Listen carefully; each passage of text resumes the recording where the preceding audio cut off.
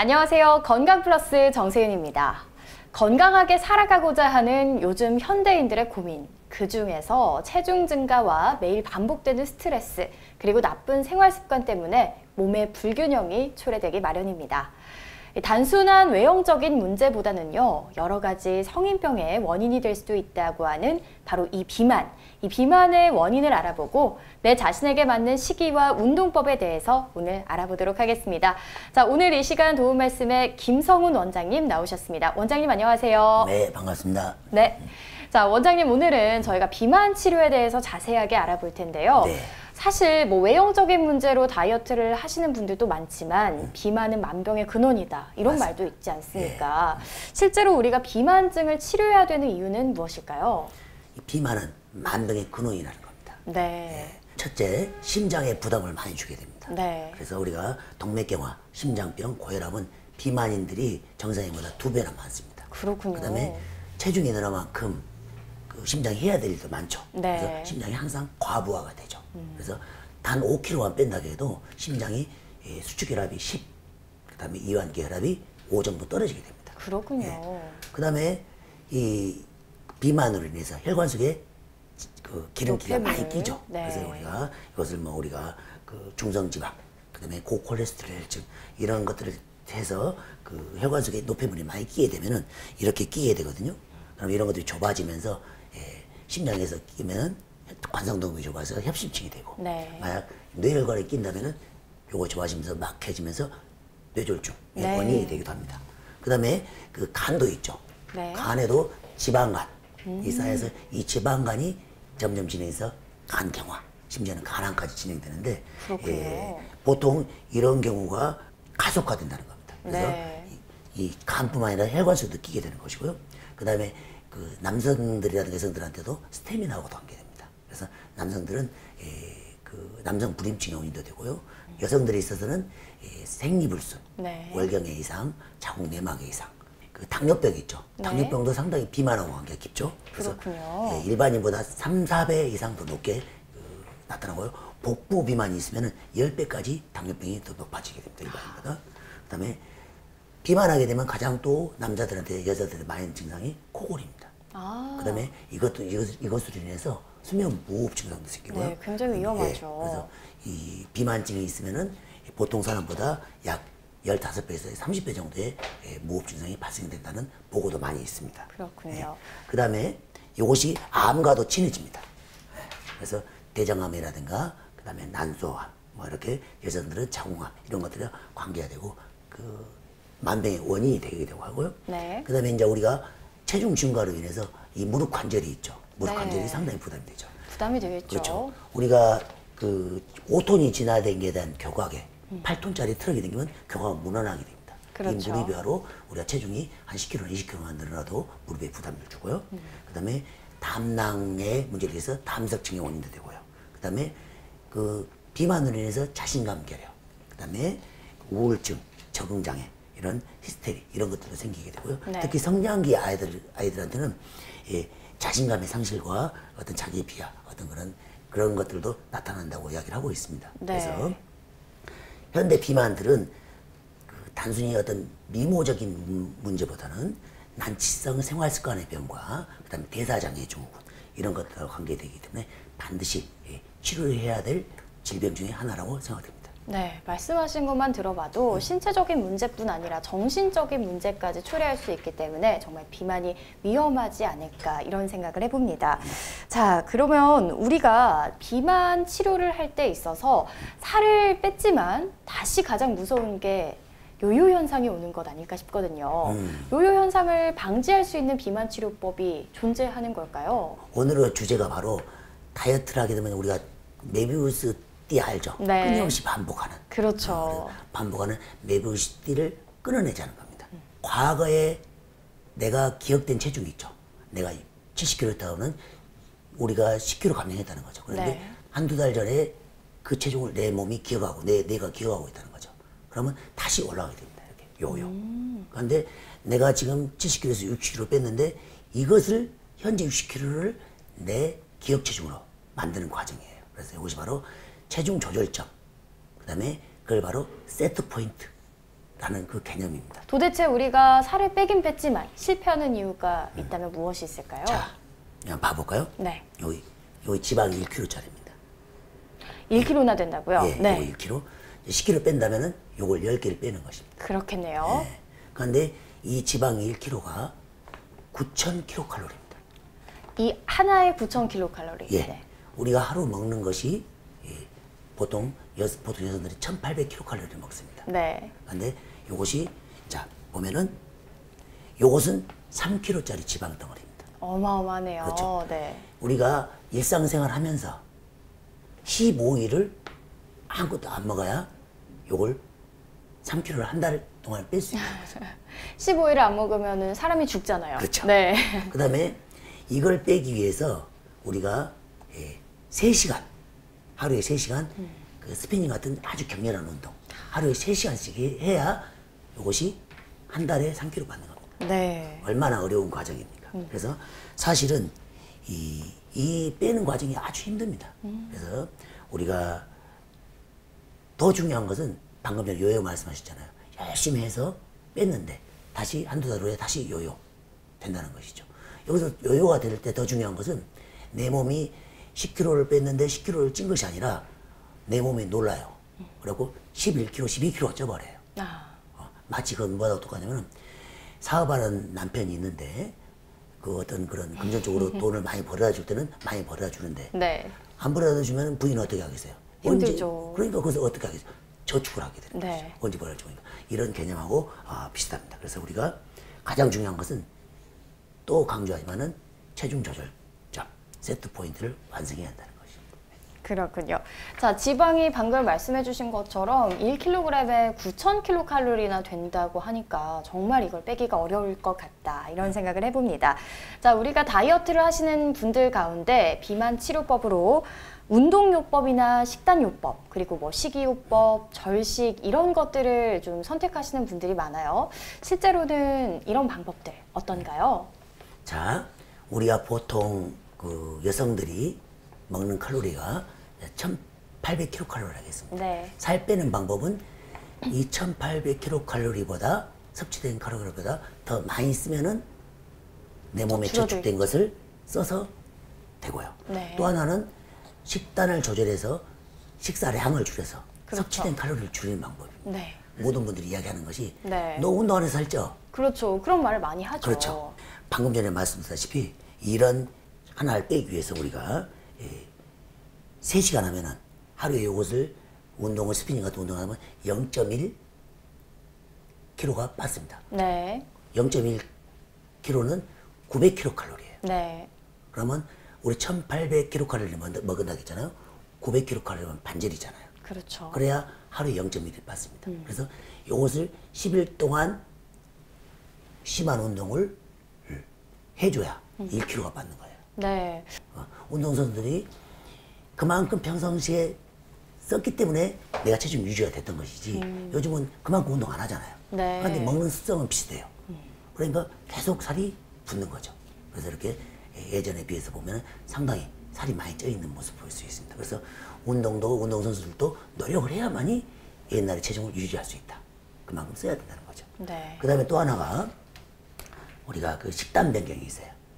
그렇죠. 식단 변경. 네. 그래서 대표적인 것이 뭐 닭가슴살, 샐러드, 그다음에 선식, 고구마, 단호박 이런 것들 하죠. 그렇죠. 그래서 이것을 한 끼를 먹으면 보통 그걸로 배부르게 먹으면 400kcal 돼요. 네, 다이어트 식단으로 네, 많이 하죠. 그렇죠. 그래서 이제 이것이 하루에 그러면 400kcal씩 먹으면 하루에 1200이고 그러면 1800에서 1200면 600이 남죠. 네. 600kcal면 2시간 운동을 열심히 하는 거예요. 그래서 이제 근데 중요한 것은 이런 우리가 그 아주 식단 변경에서 중요한 것이 덴마크 다이어트 들어보셨죠? 네. 덴마크도 상당히 다양한 음식 갖고 2주 동안 하는 건데 2주면 물려서 못 해요.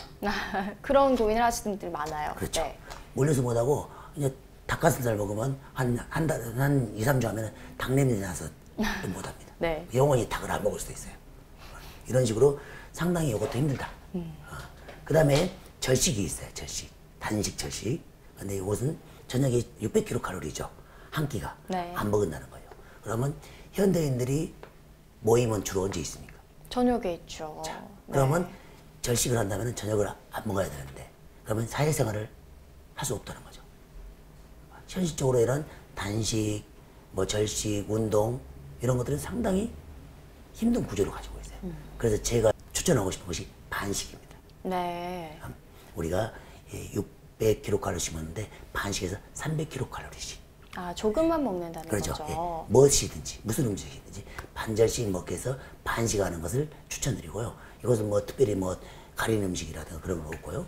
그다음에 뭐 우리가 흔히 믹스 커피를 마시고 살이 찌면 영원히 안 빠진다. 네. 그러면 믹스 커피도 마실 수 있어요. 반만 먹으면 그렇죠. 된다는 예. 거죠. 뭐 칼로리 반 칼로리 커피도 있지 않습니까? 이런 식으로 해서 우리가 하는 건데 하루에 900kcal를 줄일 수 있어요. 반식을 하면. 네. 그러면 900kcal면 0.1kg죠. 그러면 10일이면 이걸 뺄 수 있다는 거죠. 네. 반식의 가장 단점이 뭐냐면 배고프다는 거죠. 배고파. 스트레스를 받으면 우리가 먹는 걸로 푼다 이렇게 말하시는 분들이 꽤 많습니다. 식욕에 돋는다고 말할 수 있을 네, 것 네, 같아요. 네, 네. 한의학에서 그럼 식욕에 돋는다는 것 어떤 의미라고 볼 수 있을까요? 식욕이라는 것은 이제 우리가 모호하게 네. 뭐가 당기고 먹고 싶은 거예요. 근데 사실은 세 가지가 있어요. 네. 세 가지. 첫째, 진짜 배고픈 위장식욕이 있어요. 위장에서 느끼는 진짜 배고파. 꼬르륵거리고. 네. 그다음에 출출하고 속이 허하다. 그다음에 남성형 식욕이라고 해요. 위장 과식형이죠. 그다음에 대식가들이 위장식욕이 많습니다. 그렇군요. 대식가들이. 네. 그래서 이제 한방에서는 뭐 석구라든가 의인 이런 숙주항 이런 약을 써서 치료하게 되고요. 두 번째가 구강식욕이에요. 네. 저건 맛있겠다. 그런 침이 보이는. 네, 맛이 어떨까? 네. 뭐 그런 이야기를 하죠. 그래서 한번 집어먹게 되고. 그래서 입이 궁금하다. 군침이 돈다. 그다음에 뭐 입이 땡긴다. 뭐 입이 심심하다. 단 거 먹으러 가자 우리. 그렇게 여성들 많이 하시죠. 그래서 여성형 식욕이라고 합니다. 그래서 이런 경우는 간식을 많이 하게 되죠. 그래서 복령, 택사 이런 저령 이런 거 갖고 치료하는 그 한방적인 방법이 되고요. 네. 세 번째가 뇌식욕이에요. 뇌에서 느끼는 머리에서 느끼는. 그렇죠. 주로 이제 스트레스 받으면 막 먹는 사람들이 있어요. 네, 그렇죠. 그렇죠. 이제 스트레스 받으면 그걸 이겨내기 위해서 뇌에서는 그 위기 상황을 느끼거든요. 그러면 이제 전투를 해야 될 거 아닙니까? 도망가든지 싸우든지. 그러려면 일단 넣어놓고 해야 돼요. 네. 그래야 이제 도망도 잘 가고 그다음에 싸움에서 이길 수도 있기 때문에 매운 거 먹고 싶은 사람들. 그렇죠? 그다음에 작정을 먹고 싶다. 그다음에 뭐 이건 주로 심리적으로 그래요. 엄마들이 그 임신했을 때 신 거 먹고 싶다. 네. 이것도 뇌에서 그렇군요. 나타내는 식욕이죠. 그래서 이런 스트레스는 폭식하게 되는데 이것은 정신과적인 문제죠. 그래서 한방에서는 마황이라든가 용골이라든가 시호, 모려 이런 약들을 쓰는 그 식욕입니다. 그래서 이 식욕은 우리가 중요한 것은 대부분 위장식욕, 그다음에 구강식욕, 뇌에서 느끼는 식욕인데 현대인들은 이 위장식욕보다는 가장 많은 것은 스트레스 뇌식욕과 네. 그다음에 구강식욕 만난 것이 많기 때문에 먹방 많지 않습니까? 그렇죠. 이런 것 때문에 중요한 개념이 그 뇌하고 입에서 느끼는 식욕이 아주 중요합니다. 그렇군요. 비만을 부르는 식욕이라는 것도 참 정신적인 문제도 있고 정말 몸에서 나타나는 신체적인 반응도 있는 것 같습니다. 자, 그럼 우리가 이 식욕을 좀 제어를 할 수 있어야 될 텐데요. 비만 치료를 할 때 우리가 어느 정도 눈에 보이는 결과도 사람들에게는 참 중요할 것 같습니다. 어느 정도나 체중 감량이 되어야지 실제로 느껴지는 효과가 나타날 수 있을까요? 벨트가 터지고 네. 단추도 터지고 막 그러지 않습니까? 눈에 보이는 그런 것들이죠. 예. 그래서 5kg만 빼면 그런 것들이 없어지고 쑥쑥 잘 들어가대요. 스스로한테 남들은 못 느낄 수도 있지만 자기는 원지 볼 때마다 행복한 거죠. 네. 그래서 5kg 빼면 이렇게 되고요. 10kg 빼면 다른 사람들이 알아봅니다. 예를 들어서 학생 하나가 내가 이제 80점 맞아요. 80점 맞고 열심히 한다고 공부했어요. 시험 공부를 했는데 82점 나왔다. 그럼 실망할까 안 할까? 그렇죠. 실망하죠. 그죠? 근데 88점 맞았다. 90점 목표였지만 네. 어떻습니까? 아, 좀만 더 하자. 네. 자신감이 생기는 거죠. 바로 그 마지노선이 5kg, 10kg고 반대로 5kg가 쪘다. 그러면 과거 역시 안 맞는다. 끼고 쪼이고 짜증나고 옷 입을 때마다. 근데 10kg 쪘다 그러면 평소 알던 제 사람들이 지인들이 자걔 아니야? 못 알아보기도 한다. 네. 그런 경우가 있기 때문에 우리가 5kg, 10kg는 빼야 스스로의 보상감, 남들이 알아주고 그렇기 때문에 아주 기쁘게 더 다이어트를 진행할 수 있다는 거죠. 네, 뭐 개개인의 몸무게에 따라서 조금은 다를 수 있겠지만 기본적으로는 이 정도 체중 감량을 하면 효과가 나타난다 이렇게 생각하면 될 것 같습니다. 네. 자, 그런데 다양하게 치료를 해봐도요, 유독 그 비만 치료에 잘 실패하시는 분들이 있는 것 같아요. 맞습니다. 왜 네. 그럴까요? 진짜 열심히 노력하는데 다른 사람하고 똑같이 진짜 안 먹고 비만 치료를 하는데 안 빠진 사람이 딱 두 부류가 있습니다. 네. 첫째 부류는 인바디상 그 체성분 검사를 해보면은 네. 근육량이 90% 이하인 사람들입니다. 아, 근육량이 적은 분들이시고요. 그렇죠. 그런 사람들은 기본적으로 기초 대사량이 낮습니다. 네. 그렇기 때문에 죽으라고 노력해도 잘 안 빠지는 경향이 있어요. 그래서 그런 분들은 운동을 겸하면서 근육을 늘려줘야 돼요. 네. 운동을 병행을 해야 되는군요. 예, 그렇죠. 근육량을 늘려주기 위해서. 네. 근육이 바로 기초 대사량의 원천이 됩니다. 두 번째 안 빠진 사람들은 근육량도 정상범위예요. 네. 그런데 안 빠져요. 그럼 왜 그런 건가요? 그분들은 영양결핍입니다. 아, 영양결핍. 보이는 영양과다. 보이지 않는 영양결핍. 네. 그다음에 또 하나는 장내 유해균. 장내 유해균들이 어떤 그런 사람의 식성도 변화시키고요. 네. 먹을 걸 땡기게 만들기도 합니다. 그래서 이런 분들은 비타민 B, 비타민 C, 그다음에 마그네슘, 아연, 크롬 이런 것들이 부족합니다.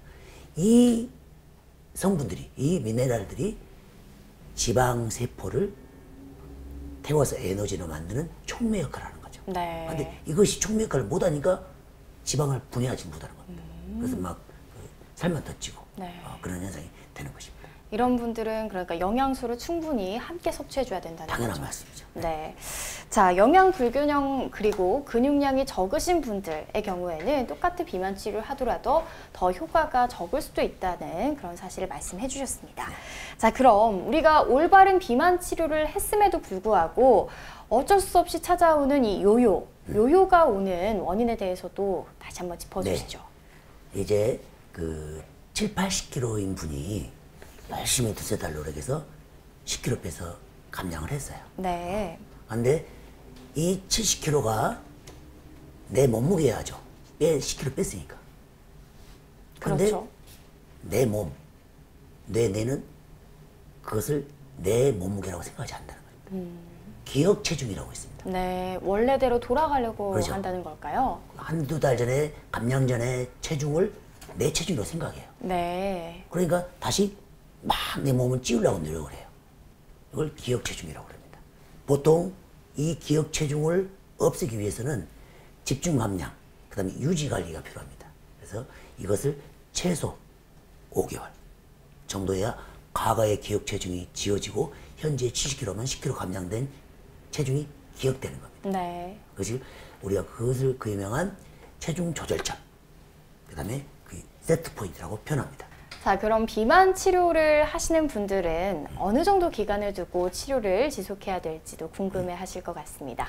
우리가 다이어트를 해서 70kg인 분이 60kg로 10kg 뺐다 하십니다. 네. 두 달을 정도 통해서 이 두 달이 다이어트의 완성이 아닙니다. 그렇죠. 유지가 가장 중요할 그렇죠. 것 같아요. 그래서 그 유지가 최소 6개월 정도는 유지가 돼야 두 달 감량 전의 체중인 70kg를 네. 내가 그 기억에서 지우게 되고 현재 뺀 60kg를 기억하게 됩니다. 그렇군요. 그것이 최소 6개월이고 최대 1년은 돼야 한다는 것이죠. 네. 그러면은 내가 좀 먹어도 다시 돌아갈 60kg로. 수 있... 네. 좀 안 먹어도 6kg 다시 돌아가는 어떤 그런 세트 포인트, 체중 조절점이 된다는 것이죠. 그래서 가장 중요한 것은 집중 감량을 통해서 체중을 뺀 것이 아니라 네. 그것을 어떻게 유지하느냐. 유지 프레임이 중요하다는 겁니다. 네. 그래서 1+5가 한 달 집중 감량, 5개월 유지 관리, 2+10은 두 달 집중 감량, 10개월 유지 관리. 이런 개념으로 말씀드리겠습니다. 네. 자, 체중 조절점을 안정화시키는 것이 중요하다라고 말씀해 주셨는데요. 그러면 그 플랜이나 좀 필요한 관리 기간 어떻게 세우면 좋을까요? 그 요요 없는 다이어트는 없습니다. 네. 내가 어떻게 빼든지 내 몸은 요요를 하게 돼요. 운동을 해서 빼든 절식을 해서 빼든 그다음에 식단 변경을 빼든 그다음에 약물을 통해서 빼든 반드시 요요가 됩니다. 그래서 우리가 그 요요 없게 하기 위해서는 체중 조절점 그다음에 세트 포인트라는 개념이 아주 중요합니다. 그래서 그 과거의 체중의 기억을 지우고 다시 현재의 체중을 기억으로 세트를 시켜서 유지시킨다는 개념입니다. 그래서 비포 애프터도 중요하지만 레이터 얼마나 쭉 유지하고 있느냐. 네. 근데 이때 바로 우리가 중요한 개념이 어떻게 유지 관리를 해주고 유지 관리 플랜을 짜주는 그런 시스템이 있는가. 그것이 가장 중요할 것 같습니다. 어떤 약이든지 부작용을 가장 걱정해 봐야 되지 않을까 싶은데요. 맞습니다. 어떻습니까? 다이어트 하신 분들의 세 가지 의문점이 있습니다. 네. 이 치료가 효과가 있는지, 두 번째는 부작용은 없는지, 네. 세 번째는 요요가 없는지. 이 세 가지가 대부분의 가장 큰 질문점입니다. 그래서 우리가 어느 정도 이 사람한테 맞느냐가 중요한 거죠. 반 아래 효과가 있는 사람이 있는가 하면 열 아래 효과가 있는 사람이 있습니다. 그것을 테스트 과정을 통해서 그 사람에 맞는 것을 골라줘야 돼요. 네. 그런데 그 테스트 할 때 가장 중요한 것은 이 사람이 부작용이 없어야 돼요. 예를 들어서 다이어트를 먹었을 때 뭐 잠이 안 온다든가 손발이 떨린다든가 그다음에 손발이 차진다든가 두근거린다든가 뭐 이런 증상이 있거든요. 그런 부작용은 없고 효과만 있는 정확한 그 선을 찾아줘야 됩니다. 그 네. 선을 찾아야 부작용이 없어지고요. 그 다음에 요요의 문제 있죠. 요요의 문제는 집중 감량 1, 2개월이 문제가 아니라 5개월에서 10개월의 세트 포인트, 체중 조절점, 네. 내 기억 체중 이런 개념이 중요하기 때문에 유지 관리가 너무 중요하다는 거. 네. 이래야만이 여유가 없다는 겁니다. 그래서 효과, 부작용, 요요 이 개념은 이렇게 설명드릴 수 있겠습니다. 네, 개개인에 따라서 각자 약의 효과가 달라질 수 있기 때문에 직접 병원을 찾아서 전문의와 상담을 한 뒤에 정확한 약을 선택하시면 좋을 것 같고요. 그리고 요요에 관해서도 잘 말씀해 주신 만큼 유지 관리를 잘하는 게 중요할 것 같습니다. 자, 마지막으로 우리 비만 치료를 고민하고 계신 분들에게 당부하고 싶은 말씀 있다면 한 말씀 부탁드리도록 하겠습니다. 네. 다시 한번 강조드리고 싶은 것은요. 우리가 그 감량하는 1, 2개월의 집중 감량이 중요한 것이 아니다. 이걸 얼마나 유지 관리를 해서 체중 조절점인 세트 포인트를 완성시키느냐. 과거의 체중을 기억에서 지우고 새로운 감량된 체중을 기억을 유지시키는 개념이 중요하다는 것입니다. 네. 그 다음에 약을 줄 때 우리가 3끼를 먹어야 되는데 네. 약을 2번 먹는 경우도 있습니다. 그런 경우는 약의 기간 때문에 어떤 그런 그 부작용이라든가 불면증이라든가 어떤 심장의 부담감 이런 것들을 줄 수 있기 때문에 약을 2번 먹는 것보다는 3끼를 나눠서 정확히 효과는 있되 부작용은 없게 하는 그런 시스템을 하는 다이어트 프로그램을 진행한 것이 좋을 거라고 생각됩니다. 네. 자, 지금까지 여러 가지 성인병의 원인이 되는 비만 치료에 대해서 알아봤습니다. 오늘 도움 말씀에 김성훈 원장님과 함께했습니다. 원장님 고맙습니다. 네, 감사합니다. 단순한 외형적인 문제뿐 아니라 여러 가지 병의 원인이 될 수도 있는 비만에 대해서 오늘은 알아봤는데요. 오늘 알려드린 내용을 참고하시되 어디까지나 환자의 특성에 따라 치료가 다를 수 있고 또 방법도 달라질 수 있다는 점 유의하시기 바라면서 건강플러스는 언제나 알기 쉽고 정확한 의학 정보로 찾아뵙도록 하겠습니다. 지금까지 건강플러스 정세윤이었습니다.